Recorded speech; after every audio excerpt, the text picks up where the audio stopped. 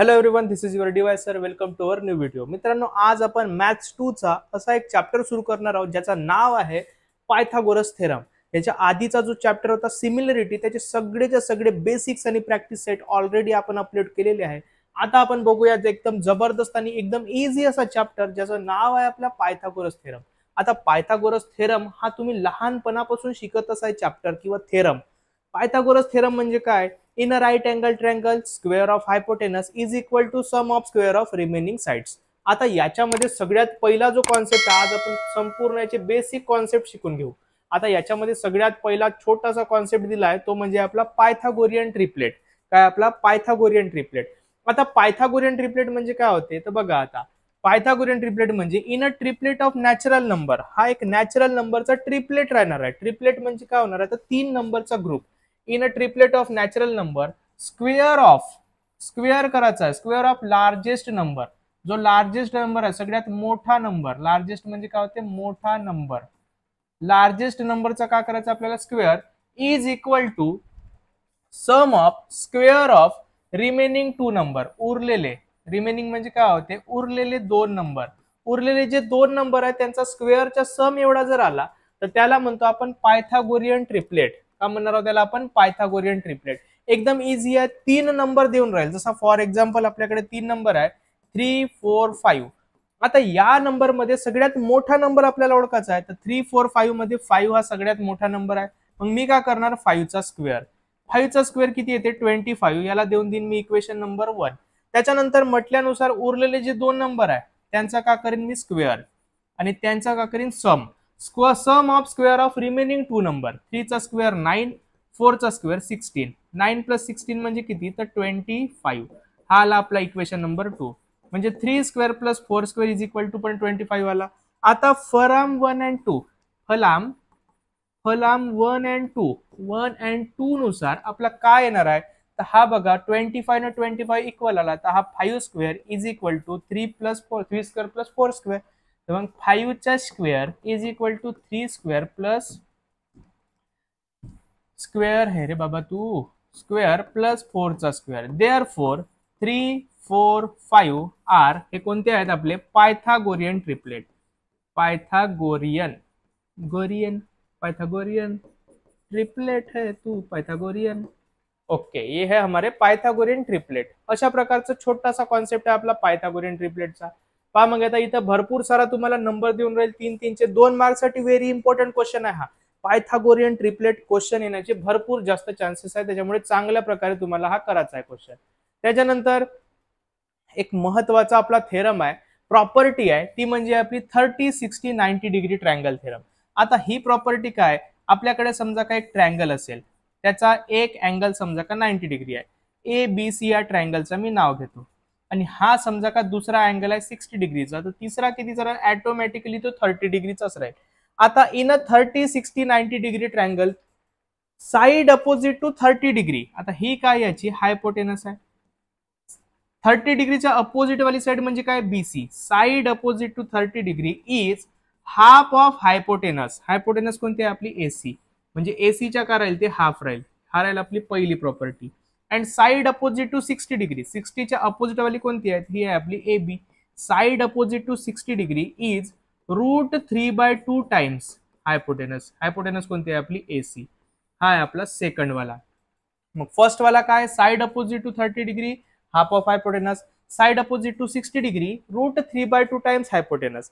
हे चांगल्या प्रकारे लक्षात ठेवा तुम्ही. Side opposite to 60 degree half of hypotenuse half, आणि side opposite to 60 degree √3/2 times. किती टाइम्स √3/2 टाइम्स. हे आपली 30, 60, 90 डिग्री ट्रायंगल थेरम. तशाच प्रकारचा एक अजून असते, तो म्हणजे राहते आपला 45, 45, 90 डिग्री. आता हा काय बला आहे, ये क्या बला है सर, तो बताता हूं सर. आता ही समजा का ए बी सी ट्रायंगल आहे. हा याचा एक अँगल 90चा आहे, दुसरा 45चा आहे, तर तिसरा पण कितीचा राहील 45चाच राहील. आता in a 45, 45, 90 degree triangle side opposite to 45 degree. आता पहा 45च्या अपोजिट वाली एक ए बी आहे, दुसरी याच्या अपोजिट वाली बी सी आहे. म्हणजे ए बी पण साइड अपोजिट टू 45 डिग्री आहे, बी सी पण साइड अपोजिट टू 45 डिग्री आहे. म्हणजे दोनही कसे राहणार आहे सारखेच राहणार आहे. आयसोसेल राईट अँगल ट्रायंगल आहे. Side opposite to 45 degree is 1/√2 लक्षात ठेवा किती 1/√2 टाइम्स म्हणजे multiplication hypotenuse. Side opposite to 45 degree is 1/√2 times hypotenuse. किती टाइम्स राहते हे 1/√2 टाइम्स. लक्षात ठेवा चांगला 1/√2 टाइम्स हायपोटेनस. हे तुम्हाला प्रॉपर्टी चांगली लक्षात ठेवायची आहे. समोर जाऊन भविष्यासाठी भरपूर असे कामात येणार आहे आपल्या या चॅप्टर मध्ये. त्याच्यानंतर नेक्स्ट आपला व्हेरी इम्पॉर्टंट एक कॉन्सेप्ट राहणार आहे. तो म्हणजे राहणार आहे आपला बघा समोर जाऊ आगे बढो. Similarity and right angle triangle. आता हा एक थेरम आहे. हा थेरम तेवढा महत्वाचा तर मला वाटत नाही, पण तरी समजा काय याचं तुम्हाला प्रूफ पाहिजे तर तुम्ही कमेंट मध्ये सांगा. याचा प्रूफ पण मी तुमच्यासाठी घेऊन येतो. पण आता मी फक्त तुम्हाला याचा एक्सप्लेनेशन सांगतो. In a right angle triangle पहा आता in a right angle triangle एक राईट अँगल ट्रँगल आहे म्हणते. याला नाव देऊन देतो मी माझ्या मतानं बारसा करून टाकतो याचा एबीसी. हा कोणता ट्रँगल आहे आपला राईट अँगल ट्रँगल म्हणजे हा अँगल 90 डिग्री आहे. इफ अल्टिट्यूड म्हणजे होते परपेंडिक्युलर. लक्षात ठेवा अल्टिट्यूड म्हणजे काय होते perpendicular. Altitude is drawn to the hypotenuse. Hypotenuse वर आपल्याला परपेंडिक्युलर काढायचे म्हणजे इथूनच काढायला लागेल मला. मग इथं समजा का मी परपेंडिक्युलर काढलो. पहा एक राईट अँगल ट्रँगल आहे. If altitude is drawn to hypotenuse then the two triangles form. हो रे दोन ट्रँगल तर बनले. एक हा ट्रँगल बनला एक हा ट्रँगल बनला. याला नाव देऊन देतो मी D. Two triangles form are similar to original triangle म्हणते. म्हणजे हा एक ट्रँगल जो बनलाय एडीबी म्हणजे ट्रँगल एडीबी जो बनलाय तो सिमिलर आहे म्हणते ओरिजिनल ट्रँगल. ओरिजिनल म्हणजे कोणता आहे आपला एबीसी ला. एबीसी ला तो सिमिलर आहे. दोनही ट्रँगल. दुसरा आहे बीडीसी. ट्रँगल बीडीसी जो आहे तो पण सिमिलर आहे आपल्या ट्रँगल एबीसी ला. And to each other. आणि हे जे दोन आहे एकामेकाला पण सिमिलर आहे. म्हणजे एडीबी हा सिमिलर आहे ट्रँगल बीडीसी ला. पहा मग आता दोन जे ट्रँगल बनले आहे. हा जो बनलाय एडीबी हा या मोठ्या ट्रँगलला सिमिलर आहे एबीसी ला. हा जो बनला बीडीसी हा पण या मोठ्या ट्रँगलला सिमिलर आहे. आणि हे दोन पण एकामेकाला कसे आहेत सिमिलर आहेत. ADB similar to ABC, BDC similar to ABC, ADB similar to BDC. अशा प्रकारचा आपला आहे थेरम जो आहे आपला similarity and right angle triangle. त्याच्यानंतर आपण महत्वाचा एक प्रॉपर्टी आहे ती आहे आपली थेरम ऑफ जॉमेट्रिक मीन. बघा आता थेरम ऑफ जॉमेट्रिक मीन. आता जॉमेट्रिक मीन हा तुम्ही याच्या आधी पण बघितलाय. जॉमेट्रिक मीन म्हणजे काय होते समजा का आपल्याकडे 3 नंबर आहे ए बी सी.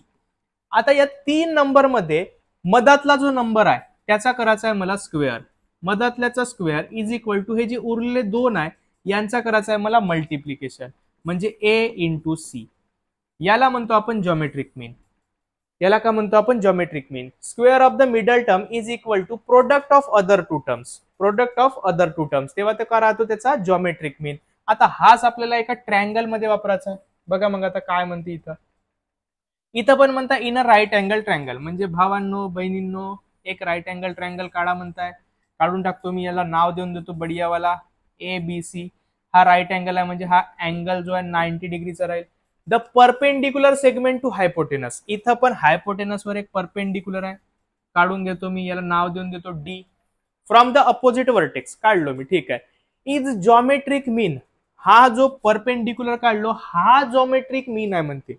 म्हणजे बीडी जो आहे जो परपेंडिक्युलर काढतो निळावाला जो दिसतोय बीडी हा जॉमेट्रिक मीन आहे. आत्ताच मी तुम्हाला सांगितलं जो जॉमेट्रिक मीन राहते त्याचा काय करायचं आपल्याला स्क्वेअर. आताच मी सांगितलं बी स्क्वेअर एबीसी समजा का 3 नंबर होते आपले तर मग हा जॉमेट्रिक मीन होता म्हणजे याचा का केलो आपण स्क्वेअर आणि उरलेला दोघांचा का केलो आपण मल्टिप्लिकेशन. आता हा जॉमेट्रिक मीन आहे बीडी तर या बीडीचा का करतो मी square. Is geometric mean of कोणाचा सेगमेंट विच हायपोटेनस डिवाइड. म्हणजे हायपोटेनसचे 2 सेगमेंट एक आहे आपली एडी दुसरा आहे आपला सीडी.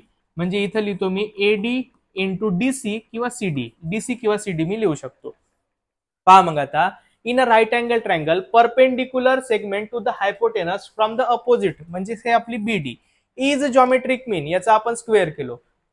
कोणाचा of the segment into which hypotenuse is divide. ज्या 2 सेगमेंट मध्ये हायपोटेनसचे जे 2 पार्ट आहेत त्यांचा जॉमेट्रिक मीन.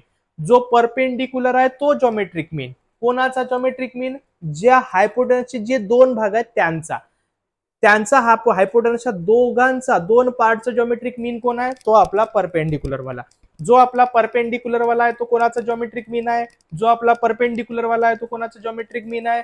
हायपोटेनस ज्या दोन भागामध्ये डिवाइड झालाय त्यांचा, हायपोटेनस ज्या दोन भागामध्ये झालाय त्यांचा. लक्षात ठेवा, हायपोटेनस ज्या दोन भागामध्ये डिवाइड झालाय त्यांचा जॉमेट्रिक मीन कोण आहे, परपेंडिक्युलर. कोण आहे, परपेंडिक्युलर. आय होप एवढा तुम्हाला क्लिअर झाला असेल. आता या सगळ्यांचा बाप म्हणजे आपला मेन थेरम, हा थेरम येण्याचे एकदम बढिया जास्त चान्सेस राहते आपल्या बोर्ड मध्ये, आणि तो आहे आपला पायथागोरस थेरम. कोणता थेरम आहे आपला, तो पायथागोरस थेरम. पहा मग आता पायथागोरस थेरम लहानपणीपासून आपण शिकत आहोत. In a right angle triangle square of hypotenuse is equal to sum of square of remaining sides. Okay, आता पाहू याचा आपण प्रूफ. हा महत्वाचा आहे. जर तुम्हाला similarity and right angle triangle आणि थेरम ऑफ जिओमेट्रिक मीन याचा जर प्रूफ पाहिजे असेल तर कमेंट मध्ये सांगा, मी तुमच्यासाठी नेक्स्ट व्हिडिओ मध्येच त्याचा प्रूफ घेऊन येतो. पण याचा तुम्हाला प्रूफ चांगल्या प्रकारे मी आता तुम्हाला सांगणारच आहोत. पहा मग आता सगळ्यात पहिले आपण काढतो याची डायग्राम. हमारे पास पेन है स्ट्रेट वाला, हमारे पास है. बघा किती बढिया स्ट्रेट लाईन काढतो. ओके, इथून अजून एक असा काढून घेतो. ओके ओके, एक परपेंडिक्युलर पण काढायची आहे मला. पहा मग आता परपेंडिक्युलर कसा काढतो, जबरदस्त. हा किती बढिया, सुंदर, अति सुंदर. मन तुझं जंतरंग, लहरी तुझं साग. याचं नाव देऊन देतो पुस्तकाप्रमाणेच. याला नाव देतो मी ए बी सी. हा आपला परपेंडिक्युलर. इथून पण आपल्याला परपेंडिक्युलर काढायचा आहे. याला नाव देऊन देतो मी डी. का नाव दिलो आपण, डी. आता बघा सगळ्यात पहिले गिवन काय, in a triangle ABC angle ABC is 90 degree. लिहून घेतो मग मी गिवन. आता याच्याकडे काय पाहायची काम आहे ना. हा जो आहे एक काम करू, थांबा. हा कंस्ट्रक्शन मध्ये येते आपल्या. कशामध्ये येते, कंस्ट्रक्शन मध्ये. मग कंस्ट्रक्शन मध्ये येते तर कंस्ट्रक्शन वाली लाइन काढून टाकू. वो भी हम अच्छे से निकाल सकते हैं बेटा, हमारे साथ बकैती मत करिए. ओहो, हमका का समझे हो, हम ऐसी वाली भी लाइन निकाल सकते हैं, देख लो. बघा A D. Okay, B D. आता गिवन लिहून घेऊ सगळ्यात आधी. गिवन, गिवन काय, in a triangle A B C angle A B C is equal to 90 degree. बस एवढाच गिवन आहे, त्याच्यावर काहीच नाही. टू प्रूव्ह, काय प्रूव्ह करायचं आपल्याला, लाल वाल्याला सोडून द्या. बाकी काय, हायपोटेनसचा स्क्वेअर म्हणजे एसी चा square is equal to sum of square of remaining two side. एक आहे ए बी म्हणजे ए बी चा स्क्वेअर प्लस बी सी चा स्क्वेअर. हाच आपल्याला प्रूव्ह करायचा आहे. याच्यासाठी आपण करतो छोटासा कन्स्ट्रक्शन. बघा आता कन्स्ट्रक्शन का करू आपण, कन्स्ट्रक्शन केलो मी. जॉईन बीडी किंवा ड्रॉ बीडी परपेंडिक्युलर टू, कोणावर परपेंडिक्युलर काढलो आपण, एसी वर. बीडी परपेंडिक्युलर टू एसी. आता बघू एवढा आपला गिवन झाल्यावर आपला छोटासा प्रूफ का पाहू आपण आता. छोटासा आपला प्रूफ, याला थोडासा वरता आपण घेऊन जाऊ शकतो. इसका देख लेंगे हम प्रूफ.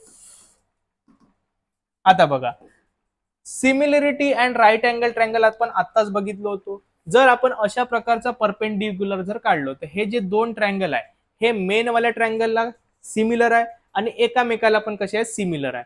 म्हणजे मी इथं लिहू शकतो का एबीसी जो आहे, triangle ABC is similar to triangle, वरचा वाला कोणता आहे, ADB. ADB is similar to triangle, हा आहे आपला बीडीसी. कोणता आहे आपला, हा बीडीसी. बीडीसी. पहा मग आता एबीसी जो आहे हा मोठा वाला जो आहे या एडीसी ला सिमिलर आहे. एबीसी जो आहे तो बीडीसी ला सिमिलर आहे. एडीबी जो आहे तो बीडीसी ला बी सिमिलर आहे.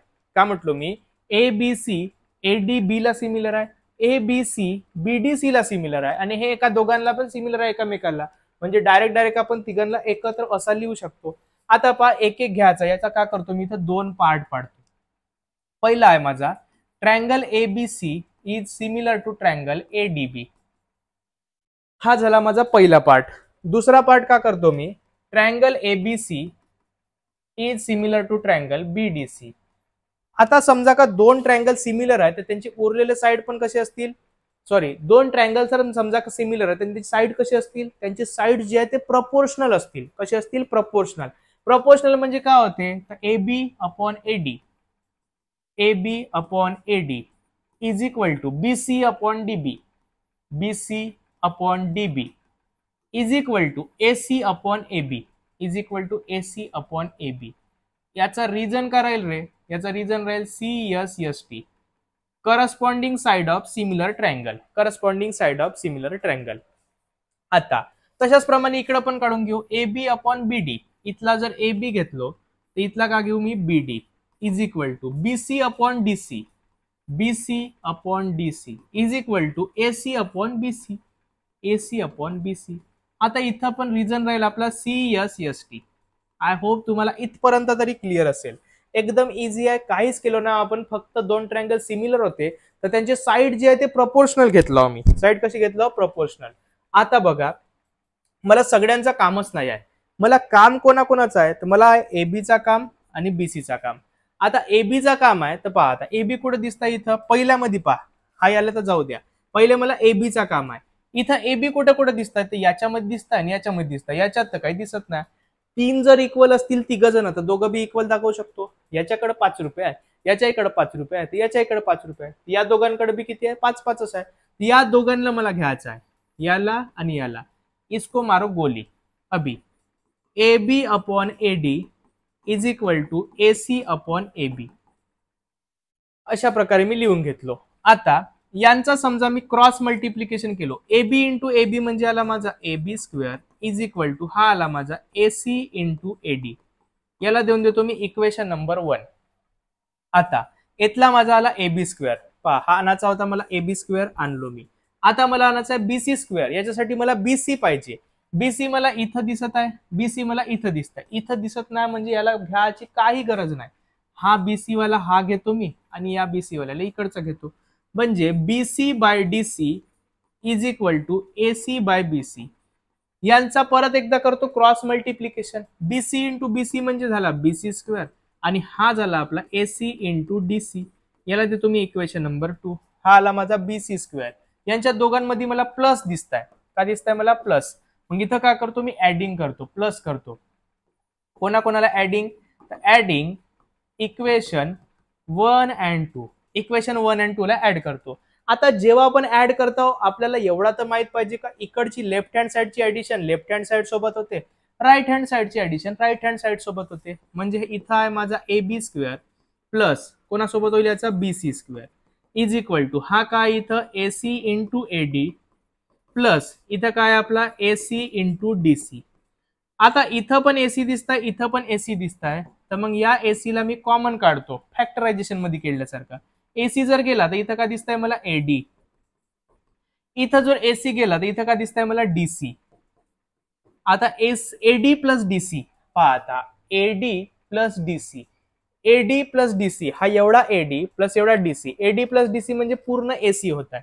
मग हा एसी जसाच्या तसा, एडी प्लस डीसी म्हणजे काय होते? एसी. आणि याचा रिझन काय? हा ए डी सी एका लाईनशीर आहेत म्हणून आपण तसं लिहिलो, बाकी तर काही मला माहित नाही काऊन लिहिलो.